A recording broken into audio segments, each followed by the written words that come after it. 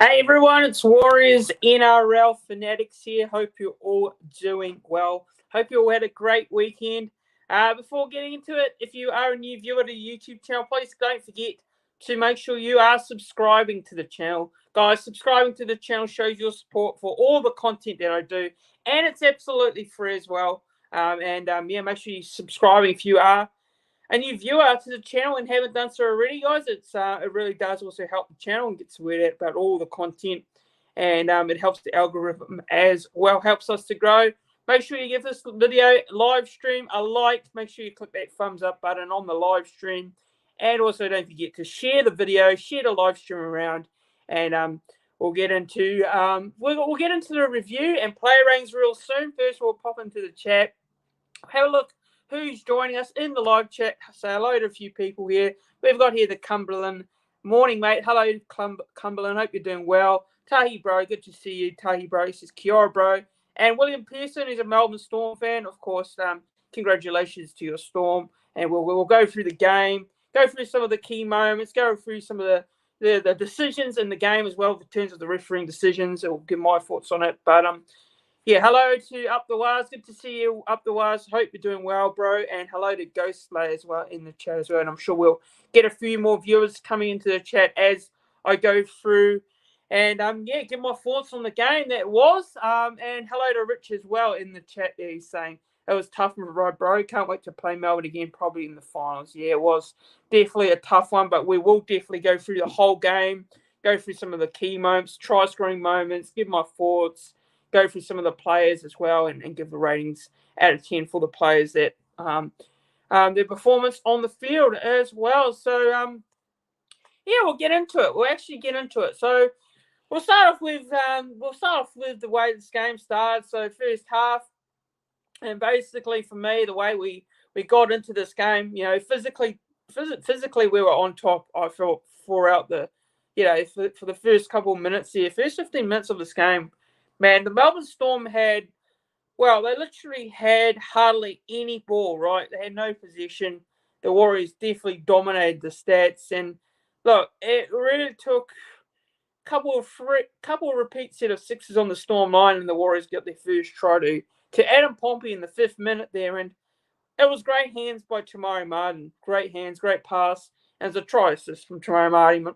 Tamari Martin, who started off this game very well after, first couple of weeks. He's been really good, he was very involved in this first try. And, we got up to a 6-0 lead there. And, look, the Storm had to make a lot of tackles early on this one. They really did. So it was just going back and watching this game today. I had to watch it back to give you guys, like, a proper view of how I thought the game went. Watching it live, of course, watching it back. And look, the Storm struggled early on, man. They really struggled early on to match up with the Warriors because physically the Warriors' defense was on top. It was on top.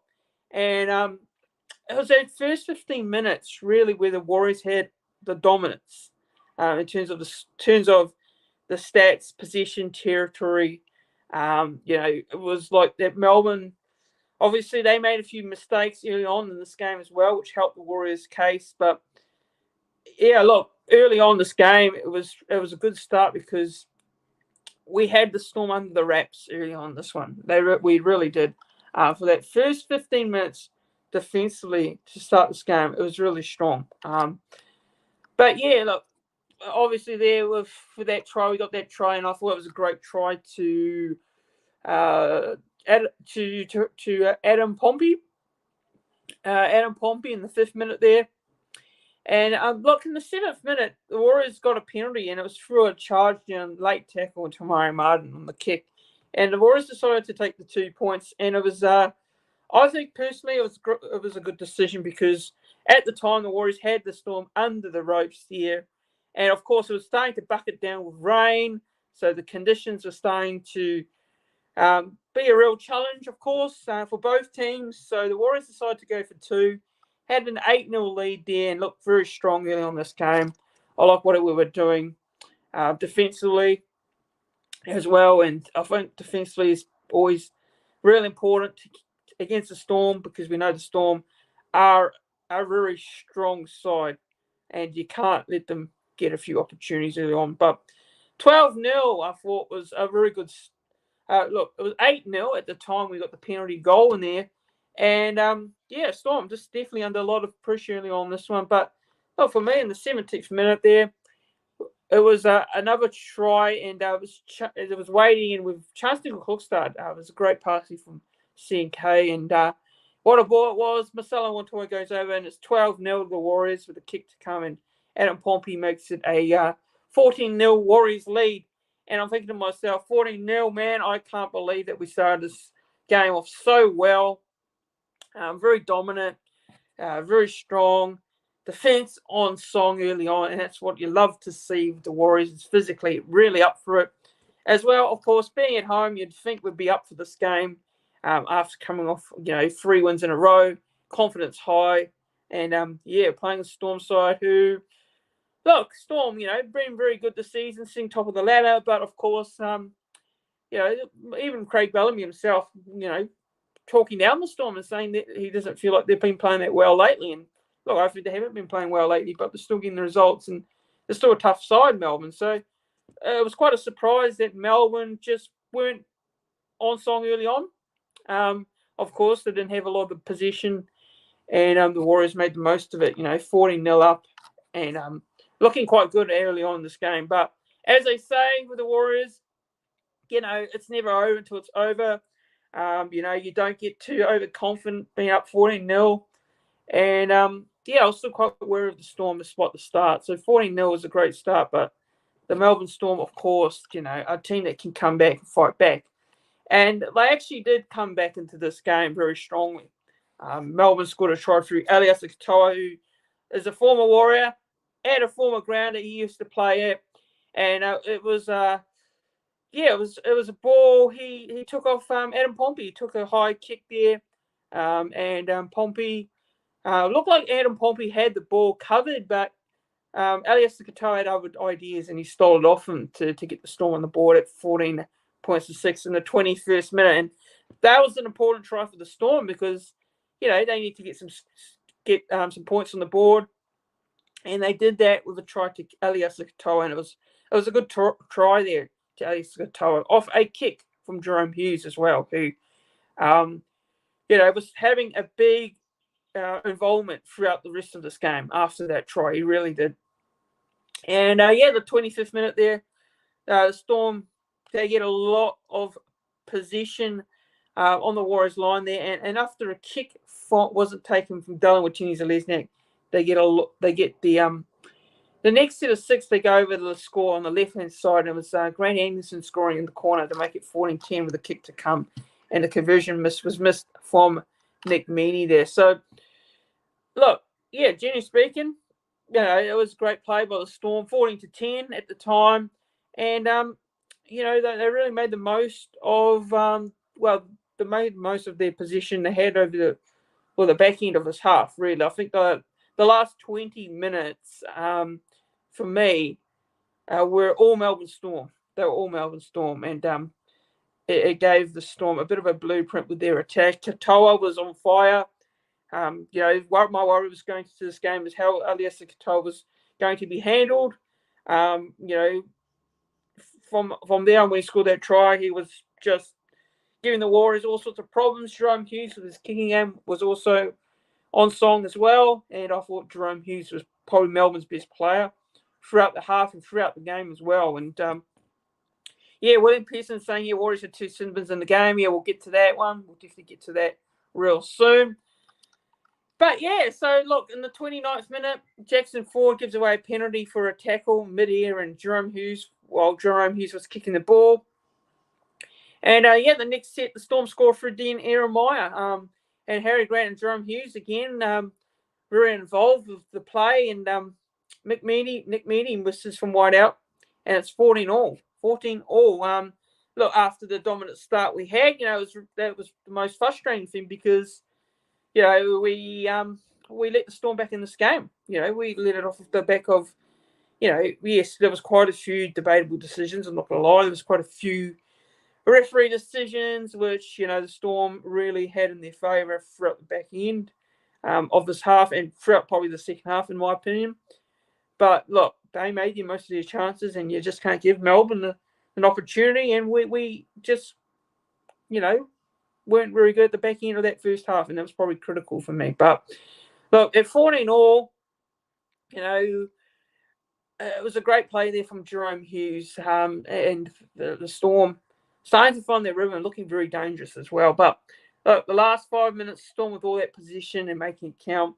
And finding that rhythm there and looking very threatening. With 5 minutes remaining, they do strike again before the break with Katoa, of course, causing us a lot of issues defensively on that right side. And it was Nick Meaney that goes over to make it 20 to 14 to the Melbourne Storm. But look, at halftime, Melbourne Storm up 20 to 14.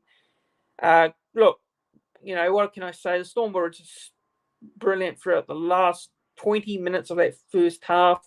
Pretty critical when they scored those 2 tries going into the break at 20 to 14 down.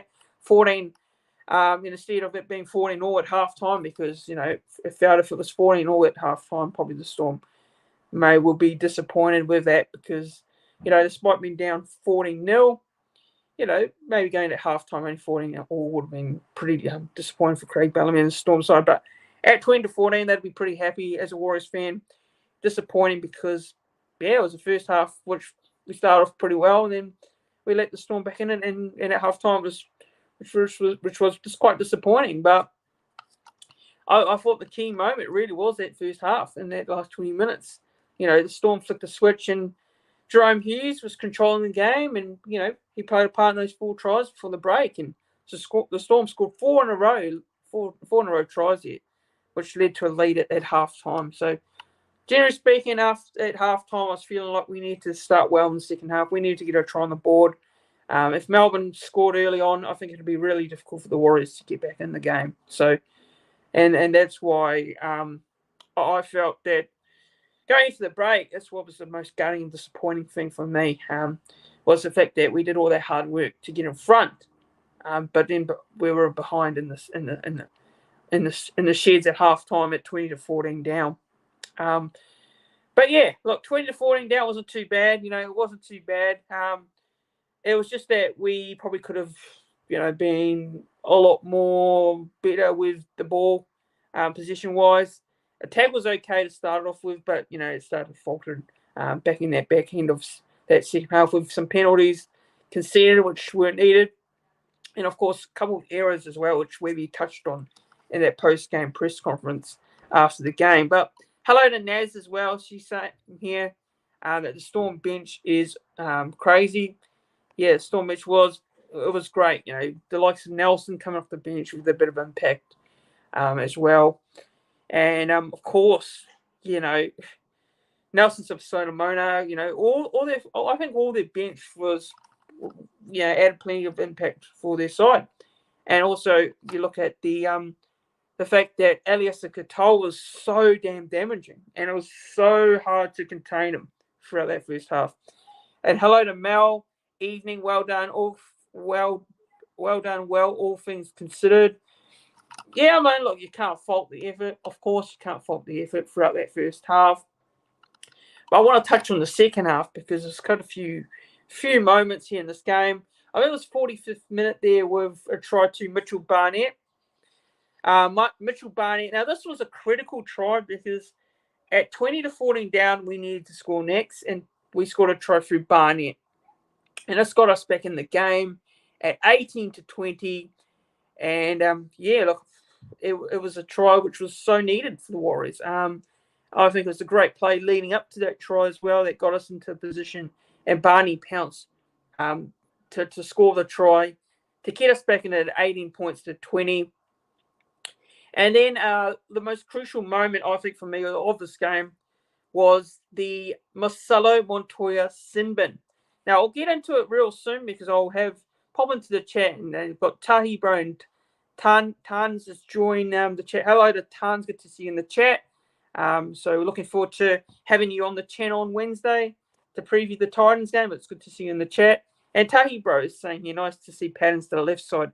Shawnee gets so game time will be interesting to see how we go. Still weak on the defensive line. That is our problem. Yeah, that's absolutely our problem for sure. I agree with you, Tahi, bro. Yeah, and of course, look, I will get to Sean in a minute. We'll chat about Sean. And look, to be honest, I was probably critical of Sean throughout this game, but I did watch it back again to give, but I'll give my general take on it real soon on Sean as well and some of the other players in this one. But look, it wasn't his fault throughout the game. There's quite a few others that probably didn't do their jobs pretty well. Quite a few crucial moments as well, especially Montoya. This moment with Montoya getting a sin bin, I think it was the 33rd minute when I go back and watch the game.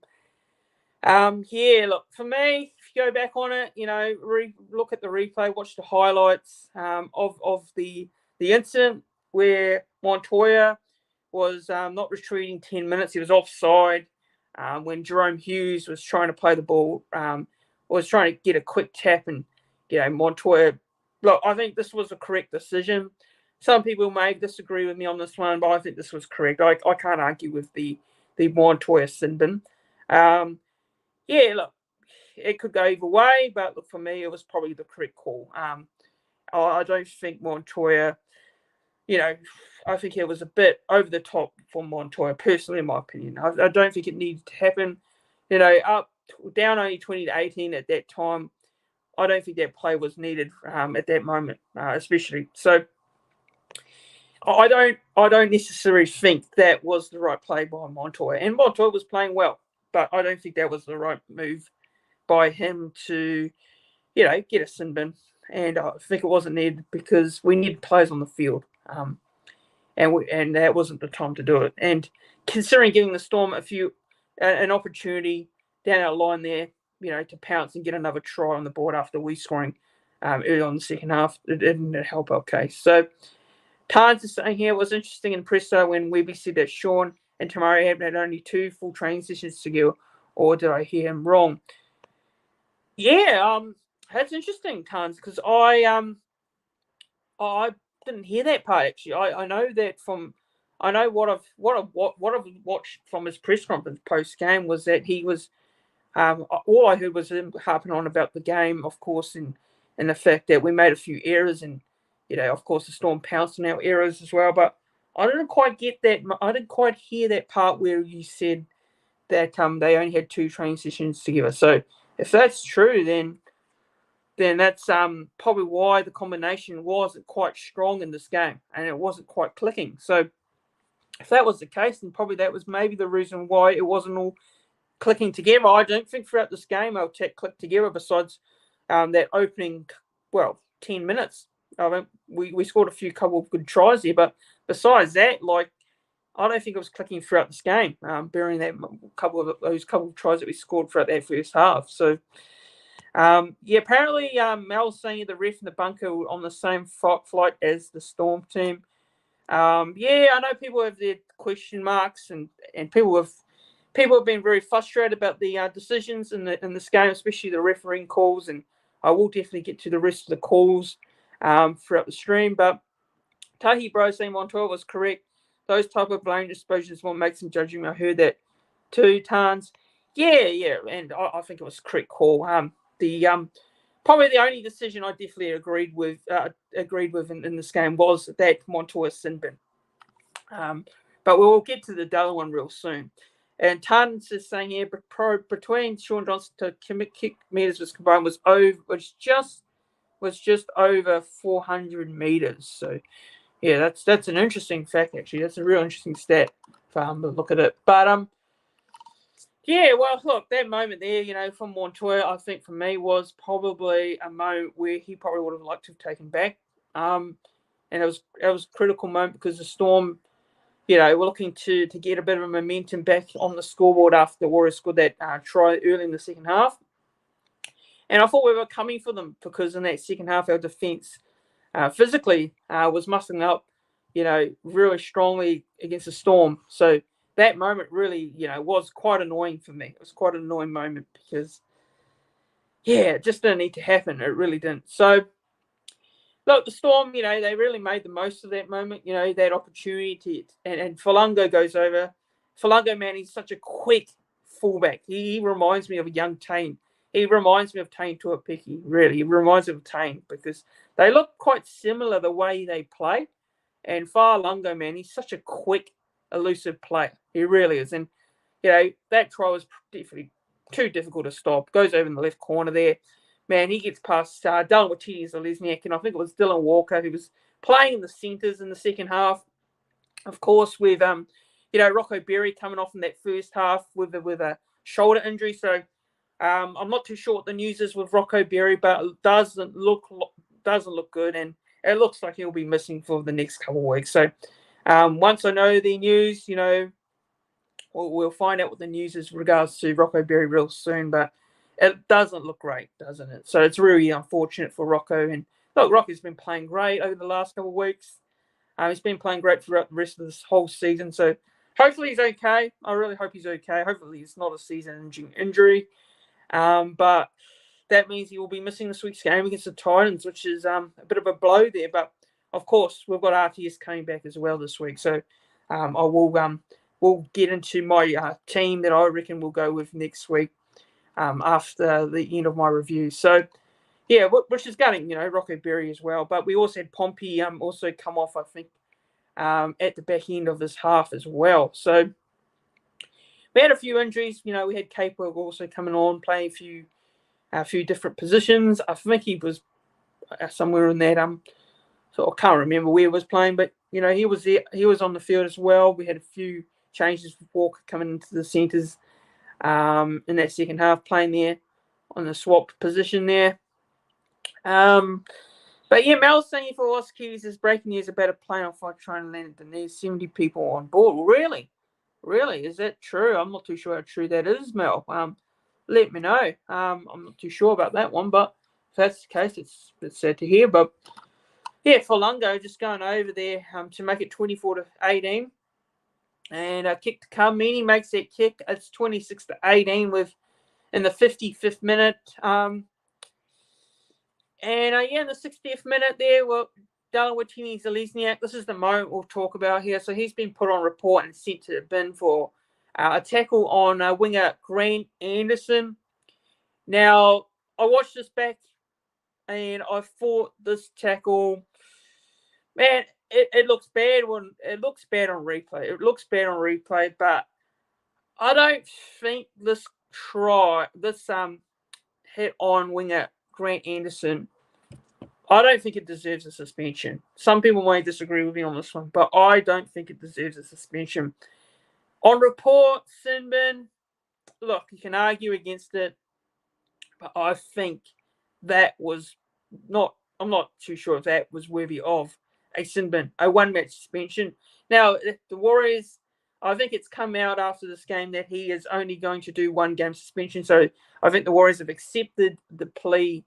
They've not accepted the early guilty plea of one-game suspension. So apparently if he was to fight it, he would probably get 2 games if he isn't successful. So, yeah, I don't think it was really deserving of suspension. Yes, a sin bin, a penalty at least, but I don't think it deserved at least a game suspension. But Mel saying Dylan Watini-Zelezniak deserved the sin bin, in my opinion. He deserved the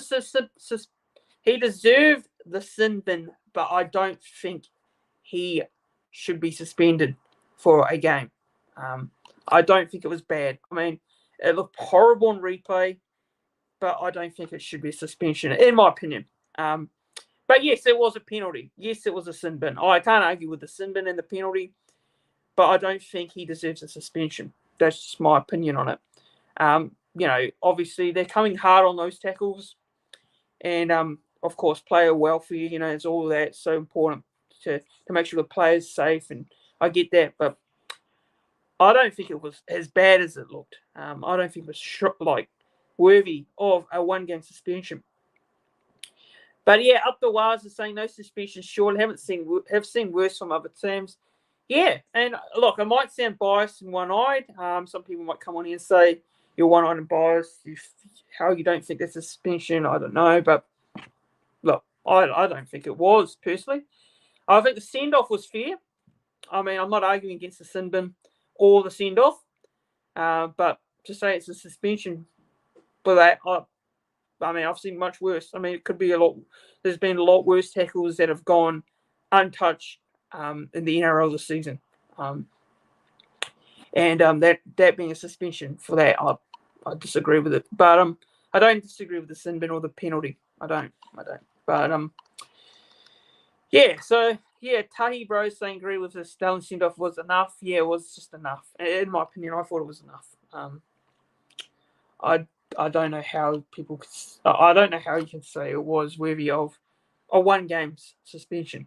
But yeah, so from that moment there, of course, the Storm. Look, for me, this probably was the game right here for the Storm. And the Warriors got caught out short side, and the Storm pounced with Xavier Coates game over to make it 30 points to 18. 30 points to 18. I thought this was probably going to be the game here with the Storm scoring, and I thought it was going to be too tricky for the Warriors to come back into it. Of course, we do score the next try, which we probably needed to keep the game slightly live after a Nelson Nasofa-Solomona error, which gave us that opportunity. And it was Mitchell Barnett on the short side down to Pompey, who stands in the tackle to offload the ball to Montoya. And this is where Pompey got injured in the tackle, I think it was. And this is where Pompey actually went off after this try with an injury. And Montoya goes over to score, makes it 22-32 there. And Chance Nickel-Cook's CHT actually, Chanel had to do the kicking with Pompey coming off, and he converted the try to make it 34-22. 24-32, sorry, with 5 minutes remaining. And 5 minutes remaining, running out of time, of course. And then with 2 minutes left, of course, the Storm wrap it up there. And Whaolunga goes over to make sure the Storm, keep their winning record against the Warriors going, and it's 38-24 was the final score in this game. But I will say that, hello to Jeffrey. Hello to Jeffrey in the chat there. Hope you're doing well, Jeffrey. Hope you're doing well. I'm not too sure what's going on with this chat. Oh, there we go. It's working now, guys. Okay, there we go. Yeah, so Jeffrey said, hello, how you doing, my friend? Yeah, I'm doing all right, Jeffrey. Hope you're doing well yourself. But that is the game there. So that pretty much is the game. But there are some moments as well I want to go on about, and I don't want to harp on about referees because I'm not the one to blame referees when we lose games. But, I will say this, going back on it, there's quite a few moments where I thought a few decisions, like I think it was the 47th minute there, in that second half where Wade Egan actually copped a shoulder, and it was an elbow. And, it was from Jerome Hughes. And look, Jerome Hughes, I don't know how that wasn't a penalty. I don't know how they got away with that, the Storm. It should have been a penalty, in my opinion. It should have been a penalty. And that's what frustrated me, because there's quite a few moments where I think Gerard Sutton had an absolute shock in this game. And I don't want to sound like a salty fan at the end of the day, but he had an absolute shocker throughout this game with a lot of the decisions, and it wasn't just the Warriors getting a lot of calls going against them. It was throughout this whole game. And I thought the Storm were getting a few calls going against them. We were getting a call going against us. I thought Gerard Sutton was absolutely shocking with this call, with the officiating throughout this whole game. There was a couple of times where the Storm were offside. They weren't penalties. There's a couple of times the Warriors had a few, there was quite a few times in this game where the officiating was absolutely poor, in my opinion. I think it was. And up the was saying that Gerard had a shocker. Yeah, he did. He definitely did. And another moment I will say this, and it was, I think, it was Christian Walsh, actually, and I'll go back on this one because Christian Walsh was... it was a tackle on Jackson Ford, right? It was a tackle on Jackson Ford in the 44th minute of the second half. And he was holding down in that tackle on Jackson Ford way too long. How that wasn't a penalty, I don't absolutely know. The Storm, every decision in this game went their way throughout this whole one. And also, the fact is that was not a penalty. I don't know what was. There was quite a few moments throughout it. Harry Grant as well.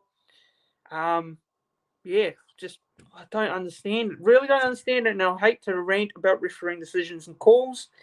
And I personally feel we weren't good enough at the end of the day. We definitely weren't good enough. We didn't take our opportunities. We made a few mistakes, but there were. You've got to sit here and wonder why there were so many calls that went, and the referee didn't make them, and they definitely didn't make them. So, and up the wires are saying, yeah, there should have been a penalty. Absolutely should have been a penalty, but I hate to harp on a bit because we as Warriors fans are used to seeing our team get shafted by calls throughout the game. And look, I don't think that was the reason why we lost. I know some people say it was. There were some momentum swings as well throughout this game, which were quite crucial. But look, in theory, we had a 14-0 lead. We didn't go on with it. When we should have in that first half.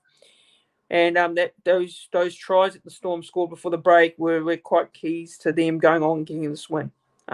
Despite us coming back into it in the second half and getting an early try to Barnett as well. So, it's just disappointing. It really is, and it's frustrating because this was a game where our efforts were there. We didn't play badly. The scoreline suggests we got outplayed. We got smashed in the end. 38-24. It looks like we were poor, but we weren't. We weren't poor. We were just simply outplayed. I just thought we were outplayed in the second half and the back end of that first half.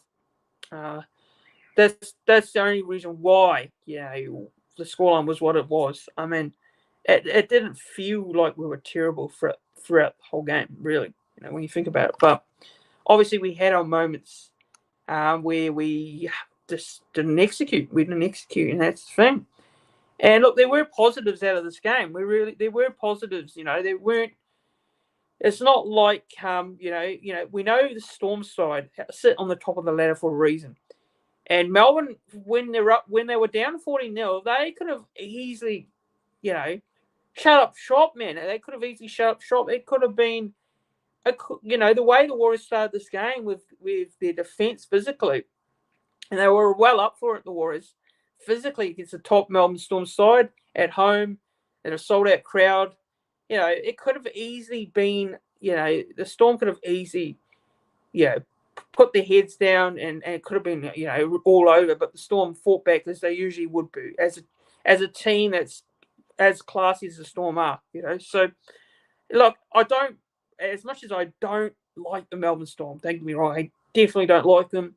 I'm sick of losing to them because every year, we come so close. We come so close this year. We've beat, the first game this year against the Storm down in Melbourne. We lost due to Xavier Coates' exceptional try there in the corner. And in this game, man, we started with the house on fire and we just couldn't get it done. It's quite simple as that. You've got to take your opportunities against the Storm. You've got to. And if you don't take your opportunities, the Storm are going to make you pay. It's just the way the Melbourne are. We like to harp on about how we don't get the rub of the green. And look, I do agree with you. We don't get the run of the green half the time. It's the reality. It's the reality of the NRL. We never get the rub of the green that he calls. But to say that was the reason we lost this game, I absolutely disagree. And I'm not going to lie, the officiating was shocking throughout the whole game. But we did it to ourselves, man. We did it to ourselves. To lead 40-0, we had an opportunity in the second half to get back in it. Those two sin bins were quite critical moments because one, that sin bin with Montoya, we were down only 18-20, had a chance, to get some momentum, get back up on the scoreboard, and then they scored that try, of course, so that didn't help our case. But and Tahi Bro said Melbourne turned up the speed. We struggled in the ref didn't help a situation, but there were some positives. Yeah, they were. I think there were, and of course, Melbourne are the kings of the slowing the ball down. They are the kings of doing it, and they get away with it. They get away with it very much so. So, and that's why they're probably one of the best teams throughout the NRL era. You know, they've been well up there. Craig Bellamy, you know, he always gets his team up for it. And, you know, you could see, you know, if it was a different team against the Warriors, you know, down 40-0, they probably would have dropped their heads, you know. But it was Melbourne, and Melbourne, you just never write them off, you know. You never do. So that's what up the was saying. You bet the Panthers, but bet the Finns and pump the Cowboys. Changed it to the team. The Cabinet players has had us on a losing streak. Sean Johnson and the like should have come back once proven themselves. Yeah, and up the was. Look, I mean, some people are quite critical that I actually put Sean Johnson at 6 in my team selection before leading into that game. I put Tamari Martin at 7. People were having a go at me saying, you know, because Sean Johnson was so good last year, you know, why did you select him there? Now, look, it's only his first game back. Don't get me wrong, but you've got to look back at the start of the season. You know, when we had Tamari Martin and Sean Johnson as a halves combination, it wasn't quite clicking, wasn't it? You know, it wasn't quite clicking. It was not to say that it was all his fault.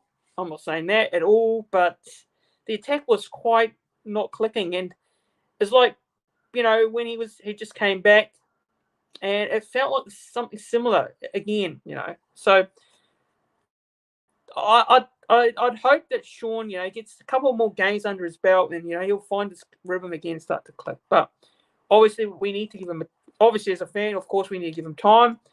But, you know, like we also need to start finding that time real soon because we need to start getting wins. You know, we need to keep pushing on. And Tahi Bro says, no, the rest strengths and weaknesses, and they play to them. Yeah, absolutely, they do. They definitely do. And Cumberland saying your positives that the Warriors are playing well. Yeah, we played well, and I can't fault we didn't play well at all. It's just that you've got to play. You can't just play 20 minutes of good footy and expect to beat the Storm because that's not the way NRL is. That's not the way it is. You have to play for a full game. And we have been putting on those performances throughout the last couple of weeks and that 3-game winning streak that we had leading into that game. So you can't just have one good first 20 minutes and then, you know, clock off and give the Storm opportunities, like have errors, penalties conceded. And the penalty count was quite high in this game as well, looking at it. But look, not all those penalties for me were warranted. Against us, there were some that were, but there were some that weren't. And up the Wales is saying you should have time in the New South Wales Cup. Yeah, and look, some people might have a go at that, you know, comment. But I mean, look, if you want to give a match fitness, I know it sounds ridiculous, but you know, New South Wales Cup wouldn't be bad for them. You know, it might sound ridiculous, it might sound over the top. But, you know, if you want to give a match fitness, then you've got to, you know, maybe look into that moving forward. But, look, I think what's going to happen interestingly this week's game against the Titans is what are they going to do with the teamless? Because we are going to have a few outs, as you know, with Capewell lining up for Queensland, who's been named the Queensland side. So there'll be no Capewell and there'll be no Barnett as well. And also the likes of Berry, and there's some doubts over Pompey as well. So the team's going to look a lot different this week against the Titans. And Tahi Bro saying, yes, 80-minute game, especially when the competition is so tight. Exactly right. And look, this is a game which I hate to say it, but, you know, you want to look back at the end of the season. You know, it results in on the ladder. If we don't make the 8, we're going to be looking at this game, the Titans game at home. You know, you can't afford to lose your home games. You can't because, you know, you've got to get these results at home. You've got to, regardless of the opposition, regardless of where they are on the ladder. Of course, the Storm are a quality side. Don't get me wrong. They're a top side. They're sitting top for a reason. You know, they've got a great squad. Of course, they did have some players missing as well. You know, they had no Munster. They had no Remus Smith. You know, they were definitely there for the taking at 14-0 up. You know, yes, they've got some other quality players, but, you know, they were there for the taking. We probably should have really gone on with the result. But it's as the Storm usually do, you know, they when you write them off, they come back, and they come back strongly. And they did that. So Yeah, and the fact is, if you look at it, Storm have shown, why they're really a top four side at the moment, why they're up there as contenders. And don't forget, they've also got the likes of Munster coming back soon. Ryan Pappenhausen is close to being back full fitness. Once they get a fully fit side back, they're going to be very dangerous, Melbourne. They really are. And, Craig Bellamy, coming into that game, he was talking down his team saying they weren't playing well. They weren't playing well. And just like that, the first couple of minutes show they weren't playing well, 40-0 down, but then they just click into gear. That's just so Melbourne, right? They click into gear.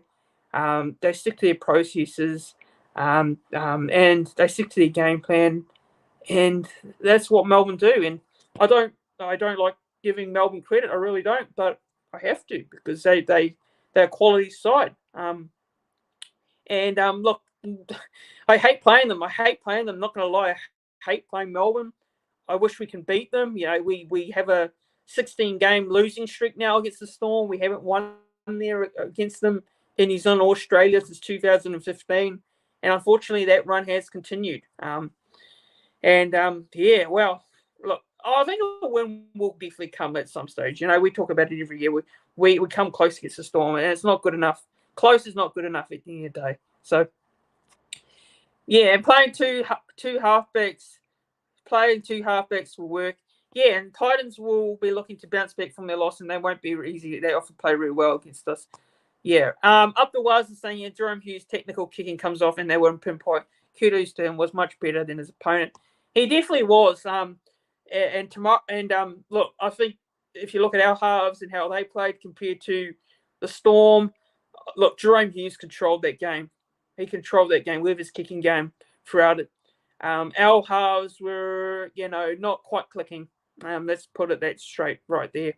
Tamari and Johnson weren't really clicking. And Tamari has been great the last couple of weeks, of course, but yeah, he was playing halfback and Sean wasn't there. So, there was quite a few different elements to the side that didn't click. I didn't click. And hello to Zai Von has saying here that Barnett can still play. And Jacko's saying Hughes had so much time, it was embarrassing. Yeah, he did. He had way too much time on the ball. The Warriors defense line just didn't do enough to apply a lot of pressure to Jerome Hughes. My concern going into this game was that the Warriors needed to watch out for the likes of Jerome Hughes and Eliasa Katoa. And Eliasa Katoa and Jerome Hughes against the two Kiwis at home against the Warriors put on a performance. And, that's the annoying thing because Jerome Hughes seems to always have a good game against the Warriors, and he did it again in New Zealand. And that probably shows why he is the Kiwi starting half at the moment. If you're going to pick a Kiwi team at the end of the year for the internationals, if the Kiwis do play any internationals, Jerome Hughes is our starting halfback. He is our starting half. Katoa, of course, as well. He's is having a great year for the Storm. He's been really informed throughout the whole season. I think he's probably up there as one of the top 5 forwards in the game, which might be crazy to say, but that's what I think personally. And of course, when you got someone like a Craig Bellamy as your coach, it really does help. He always gets the best out of players like that. And Tahi Bro says it was an excellent kick to Katoa as well. Yeah, it was. It was well executed. The kick was well executed for Katoa. And, it looked like Pompey had it. He looked like he had that ball, but Katoa just went and snatched it off him and scored the try. So, kudos to the Storm for that play, really. It was a great play by Melbourne. And it is so Melbourne-like play, really, when you think about it, because that's the stuff that Melbourne are quite good at. And look, the Storm are class side as much as it hurts me to say this, and I can't stand them. Yeah, and I can't stand them too. Probably not a team that I hate, Melbourne Storm, but I do dislike them. I'm not going to lie, I do dislike them. Not a team that I hate personally, but I do definitely dislike, and I'm sort of sick of losing to them. But look, when can we get that win over them? We've been waiting for so long. Who knows? I don't know where we play them again in the finals. We shall see. maybe. We may play them again in the finals, or we might have to wait until next year if we can see if we can break that whole long losing streak against them. And of course, with the Kiwis, yeah, they look promising. Absolutely up the wazoo. They definitely look promising.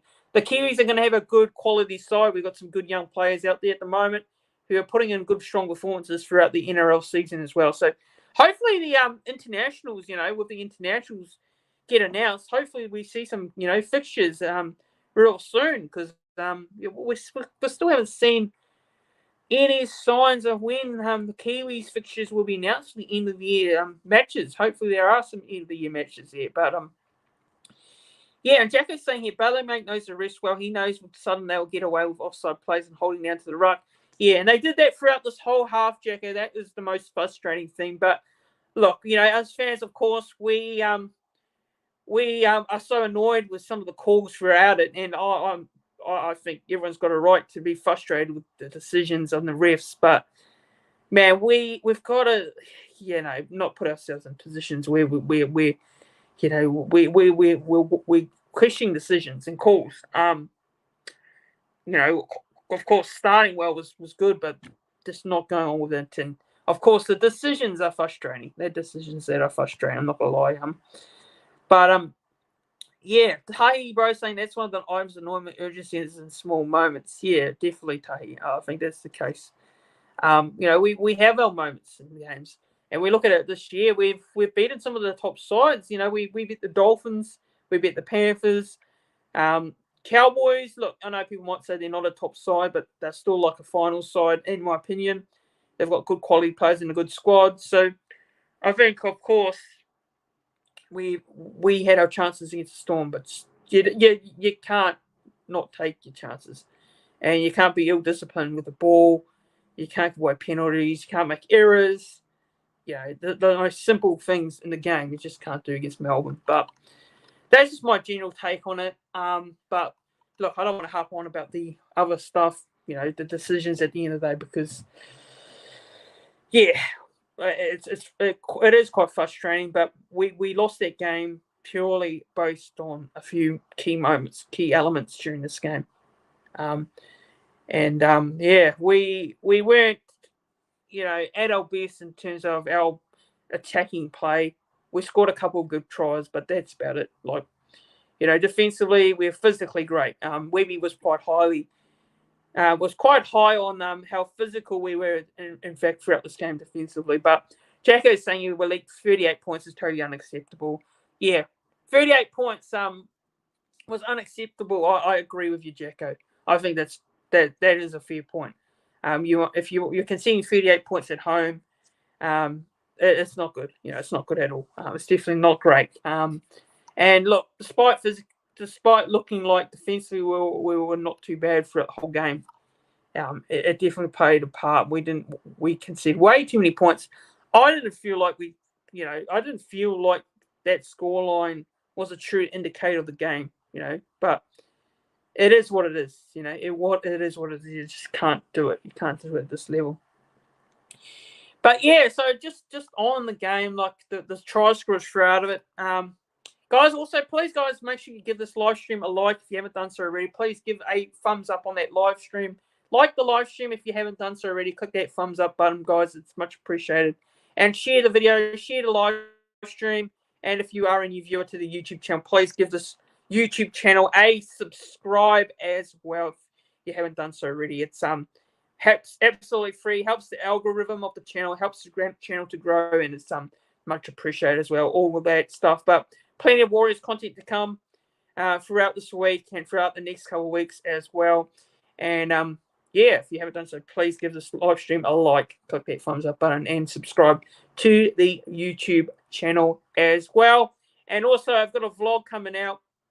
I will be going to the Warriors-Titans game on Saturday, so there will be a game vlog of the Warriors-Titans game on the YouTube channel as well. And I'm looking forward to attending Warriors-Titans at Seabus Stadium on Saturday afternoon. But look, tries, the Storm scored 7 tries, the Warriors scored 4. Elias Katoa, Grant Anderson, Nick Meaney, Falungo with 2 tries, and Xavier Coates and Dean Eremaya. for the Storm and 5 out of 7 conversions with Nick Meaney. For the Warriors, Adam Pompey, Marcelo Montoya, Mitchell Barnett were our try scorers with Adam Pompey with 2 conversions. And Shinohara Sevilla with a conversion as well with a penalty goal to Adam Pompey there as well. And just reading with your comments. So Up the Wires is saying here last play options fell on one person who continues to put unpredictable bombs, but they're not contested, did not happen the last 3 weeks. Yeah, Up the Wires, I absolutely agree with you. I am sick and tired of the same game plan by Sean Johnson, especially his kicking game. You know, if he's going to do it, like, where's the pressure from our wingers or our centres? You know, go up there and apply some pressure. I just don't understand why the urge to kick and block, do the same stuff every time. Like, he's done that throughout the season. I get what they're trying to do, what he's trying to do, but like, if no one's there to put the pressure on, well, then change the game plan around. Just do something completely different. So, like, it is predictable. The kicking, especially the high bombs to the wingers. Why are you kicking to the likes of Xavier Coates? Why? I don't understand it. I just don't understand that play. I really don't. It's too predictable. I agree with you on that one. And Jack is saying, yeah, we need to win at least 6 or likely 7 out of 10 games left, or we miss the finals. It makes 9 your following games more difficult too, as the other teams will use this game as a blueprint. Yeah, it's Tahi, bro, absolutely. And Jacko here is saying Sean Johnson is our best 7, though. And yeah, if he was playing at Sitch, which is not his game, I don't know about that one. I will continue to disagree with you on that one. And you guys do know that playmakers follow game plan given out by Coach Samari has no long kick, so he can't kick to the corners for them. Fair enough, Jacko, fair enough. And Tahi Bro's saying good show, Christian. Appreciate that, Tahi Bro.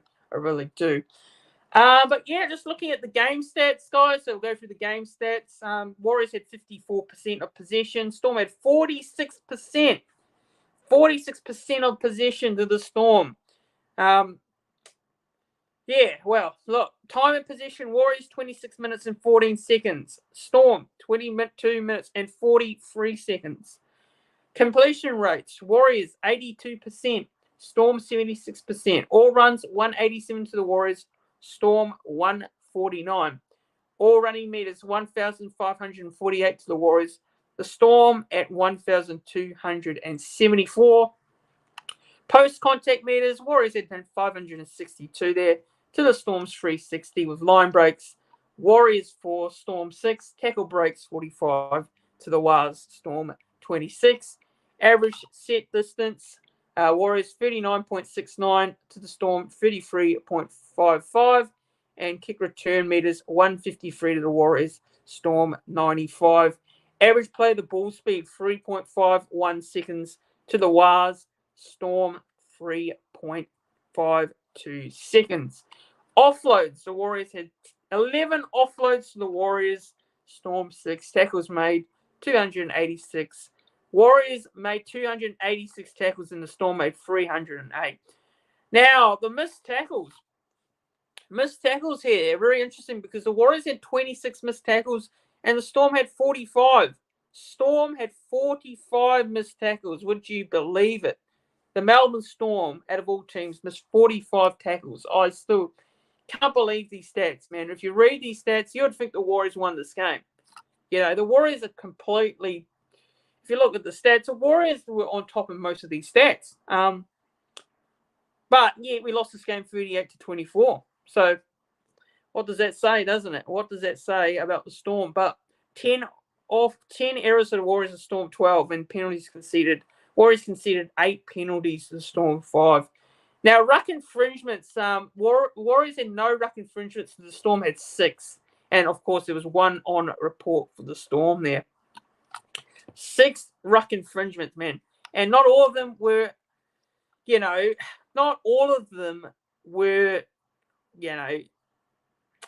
penalties to the Warriors, which is crazy. Crazy stuff. Crazy when you think about it. 5 penalties to the Storm. 8 to the Warriors conceded. Those 8 penalties, not all were us. And yet the Storm had 6 ruck infringements. but they got away with a lot of them. They got away with a lot of ruck infringements. I don't know how they didn't have one player sent to the bin throughout this game. I really don't. And Jacko is saying here, yeah, just those sets just endorse how bad our red zone defense really is. Yeah, and look, our defense obviously throughout the start of the season was not great as well. I do agree. And Taki Bro is saying up the wild season 8 finish year. And yeah, you're right, Jacko. Yeah, absolutely. Jacko's right there. But yeah, those are the stats. Those are the stats for the game. Now to my man of the match. So I'm just going to go and give my man of the match. And probably I will have to say our best players was probably in the forwards when you look at it. Now, let me know your man of the match in the chat, guys, if you haven't done so already. Let me know who your man of the match was, who we standout players. But I think this was quite hard to do because, of course, we lost the game. So picking a man of the match is quite difficult. Yeah, look, man of the match for me as a Warriors fan, I have to say Barney.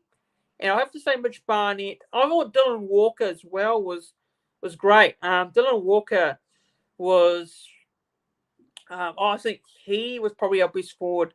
Obviously, he also played a bit of centre as well in the second half.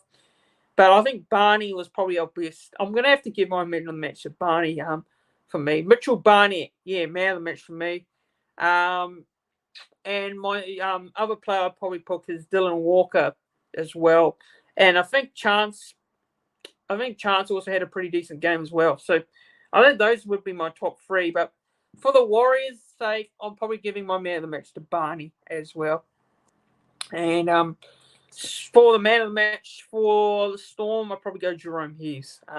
Jerome Hughes was my standout player and man of the match throughout this game. Katoa comes a close as well for my man of the match for the Storm. And pre-game is saying the ref, in my opinion, yeah, the ref was ordinary at best. He was shocking. But look, I think he wasn't the reason why we lost this game. You know, I probably put it down to a lot of the decisions being absolutely shocking.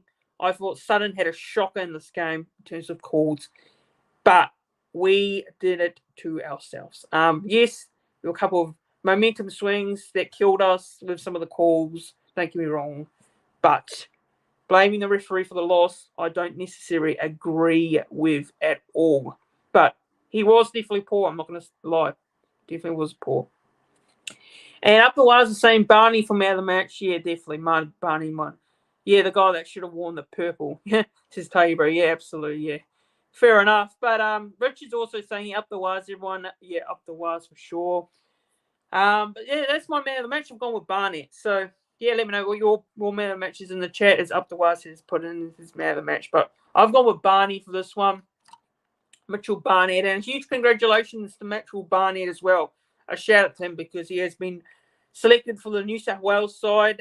He's been named in the reserves for the Origin Game 2. And also shout out to Cute Capewell as well, who's been named to be on the bench for the Queensland Maroons for Game 2 as well. So huge shout out to both those players, and congratulations to them as they've been named to be in Origin next week for Game 2 of the series in Melbourne. And Jacko's saying, yeah, man of the match Katoa, but Barnett was our best. And up the wires is saying we need a big one against the Titans, which we'll get into real soon. We'll chat briefly about the Titans game. We'll be doing a preview as well this week, so tune in for that one. But we'll look into some of the standout players. We'll have a look at the standout players and their stats for this game. Look at the standout players. So just get up the... Actually, no, I don't have the banner, but we'll just say it here. So, Chance Klukstad. So, CNK, he had 1 try assist, 19 all runs for 159 all running meters, 43 post contact, 4 tackle breaks, 1 line break assist, and 1 offload with 39 kicking meters. And Adam Fanua with 14 hit-ups, 15 all runs, 151 all running meters, 71 post contact, 4 tackle breaks, 2 offloads, and 18 tackles. Now, he played 62 minutes. Jackson Ford was another player I thought did a good game, actually. I thought he did a good job. 15 hit-ups for 19 all-runs with 152 all-running minutes for 61 post-contact and 3 tackle breaks and 31 tackles. Mitchell Barnett, 19 hit-ups, 19 all-runs, 140 all-running meters. 52 post-contact, 7 tackle breaks, 1 line break and 1 offload with 25 tackles. And Dylan Walker was 71 minutes played. He had 12 hit-ups, 13 all-runs, 184 all-running meters for 110 post-contact meters, 110 post-contact meters for Dylan Walker, 4 tackle breaks, 1 offload and 21 tackles. So, yeah, those are the sets with some of the players I thought had good games, and there were some standouts despite the result. There were some positives to take, despite the scoreline not showing any, despite us not getting the result. But Tahi Bro saying interesting is that two players are in. Interesting is that we have 2 players in state origin. Yeah, absolutely, really interesting to see how whether Barnett does get selected. Well, if he does play, he's named at 18th man, so it'll be interesting to see if he does get a call up into the starting side. As for Capewell, of course, starting on the bench, actually, Kurt Capewell, which is really interesting. Really interesting there. But yeah, those are the standout players. We'll just go quickly through the player ratings, guys. So if you want to put in your rating for each player in the live chat, go through the player ratings. We'll go through the player ratings and give my overall thoughts on each player and their performance. So put in your rating for each player in the live chat and a rating out of 10 for how you think they went in this game. So starting off with fullback, Chance Nickel Klugstad, CNK. I'm going to give Chance here a 7 out of 10. Now to our back 5 now. So our back 5, Dallin Watini-Zelezniak, Rocco Berry, Adam Pompey, Marcelo Montoya. Now, Dallin Watini-Zelezniak, of course, had that moment where he would rather forget with that high shot tackle. Other than that, of course, he let in a try as well. Defensively wasn't great. I think this was probably not one of his best games, I'm not going to lie. I'm going to give him a 4 out of 10 for me. Rocco Berry only played 37 minutes, so really hard to give a rating on a player that's only played 37 minutes during the game. And, of course, he had to come off with a shoulder injury. Unfortunately, Rocco's had a bit of bad luck with injuries this year. So, very difficult for him. But hopefully it's nothing serious. Hopefully he is all right, and hopefully it's not a season-ending injury. Hopefully that's not the case. But I'm going to give Rocco here a 5 out of 10 here. Adam Pompey's been strong throughout the majority of the weeks we've played, and he played 76 minutes. But for Pompey, I'm probably just going to give him a 5 this week. Marcelo Montoya, 70 minutes played. Yeah, Marcelo Montoya, I'm going to give him a 4 out of 10. Our outside backs weren't as impactful as previous weeks, especially in those wet conditions. The Storm pretty much handled our back 5 pretty strongly there defensively. So our back 5 probably couldn't get as much impact throughout this game. Tamari Martin, I'm going to give Tamari Martin a 6.5 out of 10. Sean Johnson, quiet return for Sean, but I'm going to give him a 5 here for me. Fanua Blake played 62 minutes AFB. I'm going to give him a 7.5 out of 10. Wade Egan had played a full 80 minutes there with a 6.5 out of 10 for me. I thought Egan was solid. I think he didn't do too badly throughout the whole game. Jackson Ford, I'm going to give Jackson Ford a 7 out of 10. He played 66 minutes. Marata Niokore played 60 minutes, and I'll give him a 6.5 out of 10. Mitchell Barnett, 80 minutes played, and I'm going to give him an 8 out of 10. And Dylan Walker, I thought was great. 71 minutes played. I'm going to give him an 8 out of 10. Chanel Harris-Tavita, he only played 9 minutes coming off the bench. Yeah, so hard to give a rating here for Chanel Harris-Tavita there. Not many minutes played, so I'm going to give him a 5. Tohu Harris off the bench. Yeah, I think he did all right. I'm going to give him a 6 out of 10. Jazz Tavanga played 33 minutes. I'm going to give him 5 out of 10. And Kurt Capel played 24 minutes for me, and I give him a 5 out of 10. There, so that's the player ratings, guys, for the game. So that pretty much is my thoughts on that whole game as a whole. But yeah, if you guys got any questions you want to put into the chat for this week's games, feel free to do so. I'm going to actually run through my round 16 team to take on the Titans. So this is the team that I will go with the game against the Titans, bearing their dear suspension to Darren Watini's Lesniak, and of course an injury to Berry as well.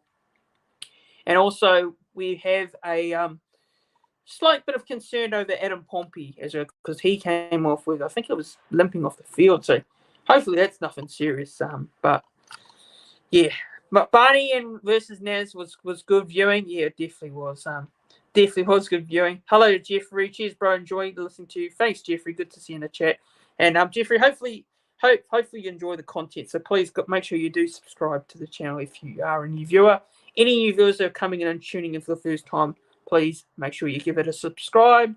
Subscribe to the channel. It's absolutely free. It all helps the content to grow and the channel to grow as well. So plenty of Warriors content to come. Plenty of content to come over the next couple of weeks. So really appreciate the support nonetheless. But now to the team I think we'll line up with against the Titans this week. So just give my predicted team, guys. So please give this video a like. Make sure you like this video, like the live stream, share the video, share the live stream, subscribe to the channel if you're new and haven't done so already, as I'm just about to wrap up the show, wrap up the review and player ratings. But now I'm going to give my team to take on the Titans for round 16. So this is the team that I've gone with. Let me know your thoughts on my team in the comments below if you disagree or agree. And put in your round 16 team list to take on the Titans. What team are you lining up with for this week's game on Saturday against the Titans? So fullback, I'm going with Chancellor Klugstad, C&K. On the wing, I'm actually going to go with Mwala Graham Talfa, and RTS returns to the side. So I've got him in the centres. Look, I love to see him play it on the wing. Personally, I would prefer to see him on the wing, but I think Webby will select him in the centres, and he will have him lining up with Adam Pompey in the centres. That is if Pompey is fully fit. I'm naming this with regards to not too sure whether Pompey gets named or not, but I think if he is fit, I think I'll go with a Pompey RTS combination in the centres. Marcelo Montoya will be on the other wing, and my halves, of course, will be Tim Martin and Sean Johnson. That will stay the same with Tamari at 6, of course, and Sean Johnson at 7. For Noah Blake at prop and Wade Egan at hooker, and then you got Jackson Ford, the other prop there, with Marata Niakura in second row. And I've got with Jacob Laban coming into the side this week, of course, with Barnett as well being selected for the Origin. I don't think Barnett will line up in this Titans game this week because of being in an Origin camp. So I think they'll go with Jacob Laban second row with Niakura and Ford as the forwards, with Tohu Harris named to start in the 13, but wouldn't be surprised if Dylan Walker does come in at lock with Tohu Harris going back to the bench. I wouldn't be surprised if that happens. But yeah, so that would be my 13. Tohu Harris 13, Harris DeVita 14, Walker at 15, Jazz Tavanga, and Bunty Afai would take up my 17th spot. But that is my team. That is the Warriors team that I've gone with for this week's clash against the Titans. And pre-game fell in has saying if Zion off the bench for me.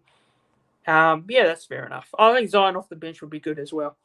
Whether he's starting or he's on the bench, I think that's what they'll go with. But look, it's going to be hard picking. It's going to be hard to know what the team is this week because with Origin, is Barnett going to actually be playing or Barnett be named? I don't know because I personally think that Barnett has been named in the Origin camp, so I think that he won't be able to take his spot in the Warriors side this week. I think that's the way they'd go because he's in camp in Melbourne for the Origin series, and of course with Capewell's named to start in the Queensland side. So, he's named on the bench, so he won't be in the side. But Jacko's saying here that CHC at 6 and Chance as Sean Johnson back at 7, where he belongs. Good lineup, bro. Laban is a good addition. Yeah, he is definitely a good addition. And of course, I originally went with Zion Ma'u, but Zion Ma'u is actually injured, so I didn't do my homework there with that one because I had to recheck that. But I originally went with Zion, but Zion's injured, so yeah, he's not expected back till round 20, I think it is. So I had to redo my team again. And of course, Laban comes in for me. Walker's knee looks a bit sore, says Tahi, bro. Well, that's not good news. If that's the case, then if he's not playing, yeah, what do they do there? That's the most interesting thing. But look, team list on Tuesday. I will be reacting to the team list Tuesday afternoon, giving my thoughts once the team lists get named. And I'll also be going through my NRL tips for this week's shortened round of footy. That'll be tomorrow afternoon at 4:30 Australia time, so 6:30 New Zealand time, same time again here. But it'll be a team list reaction, and we'll go through give my thoughts on the team list and what I think there, and also have a look at the NRL games this week with the tips of this week's games, shortened round this week, and have a brief look at State of Origin game 2 as well. Look at the team lists that have been named for Queensland and New South Wales. And yeah, Jacko's saying here, Barnett has been named at 18th man. He will not be released. Yeah, 18th man. Yeah, definitely. He will not be released. He's 18th man, I believe, is a role where you can't be released from your side unless you're named at 19 or 20 in the jersey. So yeah, he won't be back for the Titans game. Yeah, he won't be playing for the Titans game this week. And Jack is saying I'd love Slater, who has an ultra high league IQ passes to, which we'll see in Capewell. Yeah, I'm not too sure, Jacko. It's a quite an odd call actually from Billy. And look, I back Billy 100%. I've got huge faith in him as a Queensland fan. But yeah, that was a bit of a surprise selection when that Queensland team got announced today. Capewell on the side. Real surprise, but he's been named, so good luck to him. Congratulations to him. But I don't know if I necessarily agree with the selection, but that's just what I think. But hey, he's been named, so huge congratulations to him. So yeah, good luck to him at the end. But pre-game, Fallon says, yeah, same with Burden last time. He couldn't play for the Dogs when he was 18th man. Yeah, couldn't play for the Dogs. And hello to Fatangi.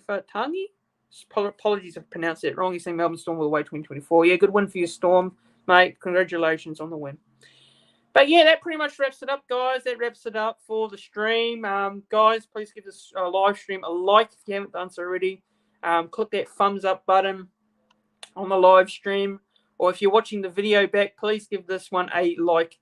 Click that thumbs up button and make sure you're liking the video, liking the live stream. Also, if you are a new viewer to the YouTube channel, please don't forget, if you are a new viewer, make sure you are subscribing. Click that subscribe button down below. Subscribing to the channel really shows all your support for the content I do, and it's absolutely free, guys. It's absolutely free. Helps the channel, helps the algorithm. And make sure you share the live stream, share the video, like the live stream back, like I said. And if you are a new viewer, please give this channel a subscribe. We're trying to get to 3K subscribers. The goal of the channel is to get to 3K subscribers by the end of the 2024 season. So we want to try and get there real soon. And I think we're trying, the next bit of goal here is to try and get to 2,800 subscribers as well. So plenty of Warriors content to come over the next couple of weeks. Plenty of content to come throughout the rest of the season. Hopefully some content to come in the finals if we make the finals. Fingers crossed we make the finals. I also think we are a top 8 side. This loss was gutting, it was disappointing, it was frustrating. We just unfortunately, couldn't get the result. We weren't good enough, and the Storm deserved their win. You can't argue against the Storm deserving their win. But look, still think we're a finals team, guys. We lost.